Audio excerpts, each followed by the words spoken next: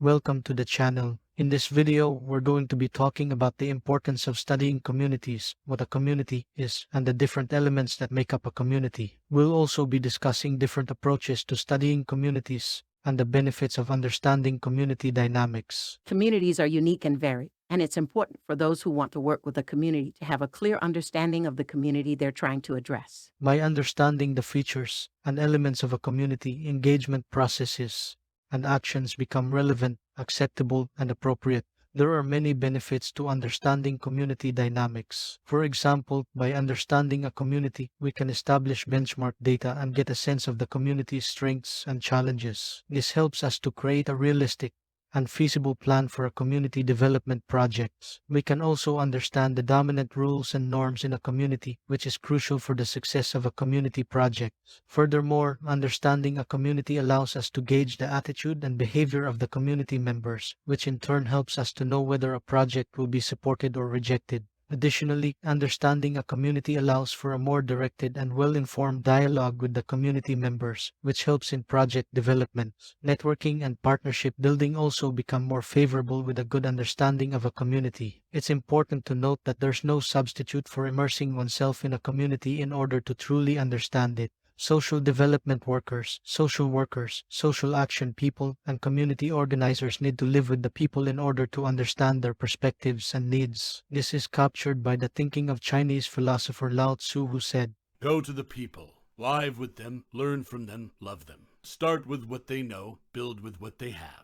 We hope you enjoyed this video, and if you're interested in understanding communities, be sure to subscribe to our channel for more interesting and engaging videos on the topic. So whether you're a student, a community worker, or just someone interested in learning more about different communities, this video is for you. Let's dive in. First, I want to share with you the importance of understanding and valuing the small communities that surround us. As you may know, communities are generally defined by their common cultural heritage, language, beliefs, and shared interests. They can range from small, place-based communities like a barangay or coastal village to larger regions, states, or even nations. In this section, we will focus on small communities and their unique characteristics. According to Murphy and Cunningham, small communities have defined territories and are given life by three interacting people processes: one, an underlying web of human relationships called a social fabric; two, a unique community power structure; and three, a set of resource flows that constitute a local economy. I can attest to the power of small communities to produce relationships and connections that are vital to our well-being. These relationships can include kinship, friendship, neighbors, local institutions, and communication mechanisms that connect people to people. Now, when it comes to understanding communities, there are two main perspectives: the traditional perspective and the alternative perspective. The traditional perspective views communities through the lens of geographical location, work, and the social system. However, the alternative perspective, which is more subjective, integrative, and feminist, addresses issues of oppression and discrimination. It takes into account social justice, human diversity, values, and ethics, and applies the idea of community building, community renewal, community assets and strengths, ethnic and civil society, and social capital. As a teacher, I want to stress the importance of taking a holistic view of communities. This means recognizing the interconnectivity of people and place-based strategies and acknowledging that economic, environmental, and social issues are all interdependent.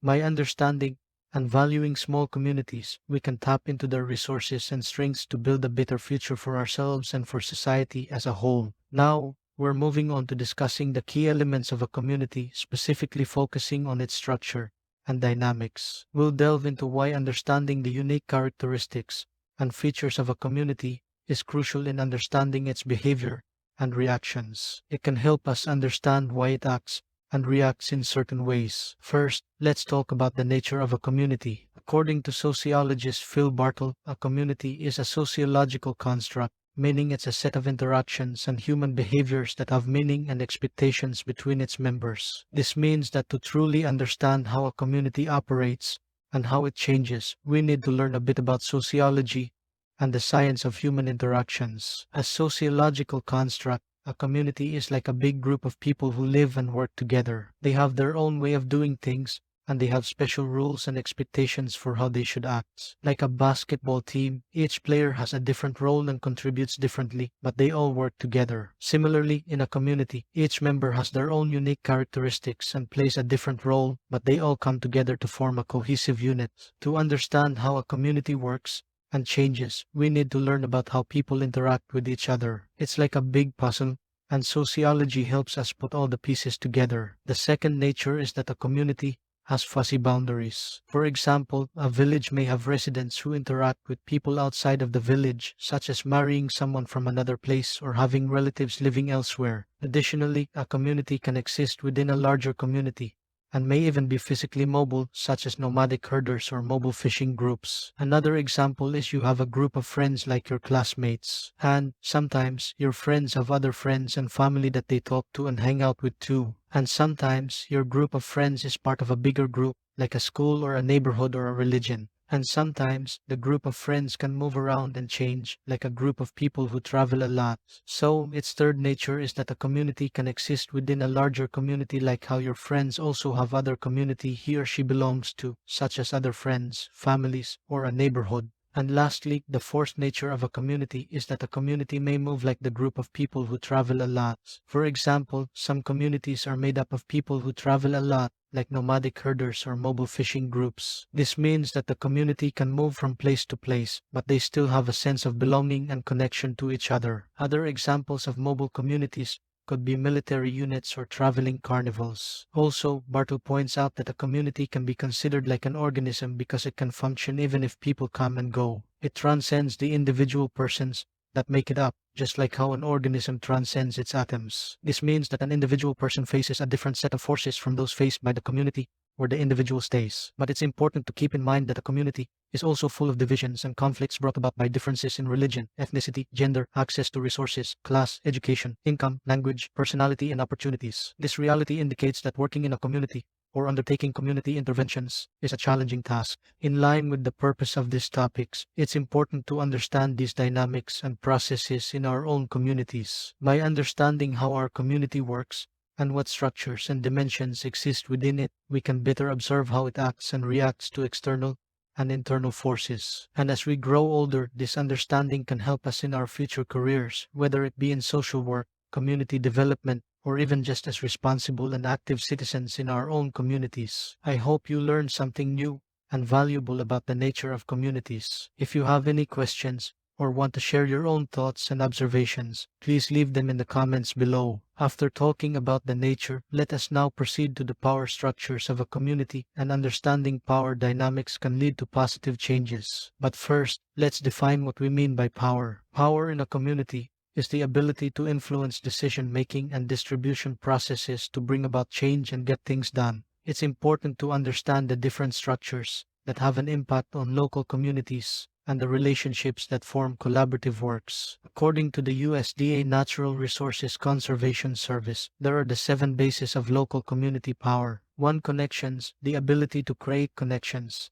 and develop helpful relationships with powerful individuals, families, and organizations. 2. Power in numbers, the support and backing of the people in the community. 3. Rewards, the ability to provide awards, promotions, money, and gifts that can help meet individual or organizational goals. 4. Personal traits and expertise, the capacity to foster respect and loyalty based on charm, talents, and skills. 5. Legitimate power, leadership titles or higher organizational or institutional positions. 6. Information, the ability to keep or share information. 7. Coercion, influence through manipulation and coercion. It's important for community organizers and development workers to pay close attention to power actors and key people in the community power structure. Their behavior or reaction can make or break community development interventions. So, if you're interested in making a positive impact in your community, it's important to understand the power dynamics at play. In conclusion of this section, understanding the power structure in a community